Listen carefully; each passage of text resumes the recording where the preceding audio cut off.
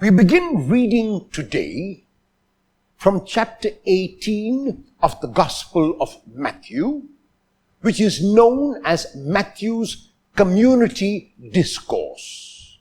It is the fourth of the great discourses in the Gospel of Matthew and has to do with how disciples must live in community.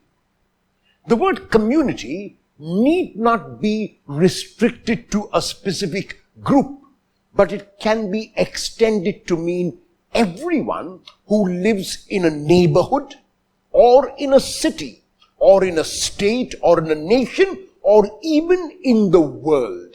We are all of us brothers and sisters of one family. And so these instructions which Jesus gives can apply to any and every community. It begins by the disciples coming to Jesus and asking him who is the greatest in the kingdom of heaven.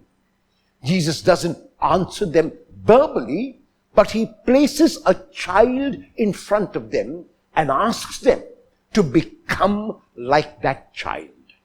What does it mean to become like that child? The child is spontaneous. The child is lovable, the child is innocent, and all these are wonderful qualities of a child. But the quality that is intrinsic to every single child is that the child is dependent. The child cannot be independent, and that is the quality which Jesus points to when he brings the child in front of them. He is asking them to acknowledge their dependence on each other and their dependence primarily on God.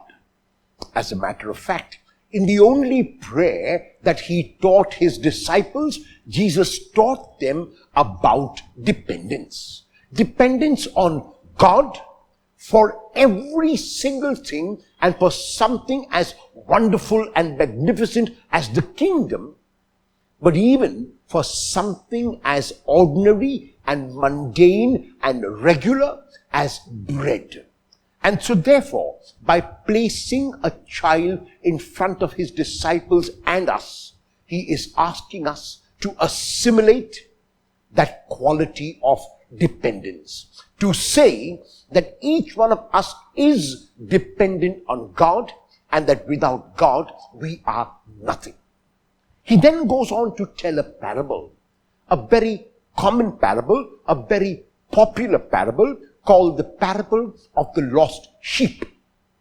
In the parable, there are 100 sheep, and of the 100, one goes astray. The shepherd will not rest until he finds that one. He goes after the one, leaving the other 99 in the wilderness, and is not able to rest until he finds it. And when he finds it, he is so happy, he is excited, he is overjoyed because he found the sheep that was lost.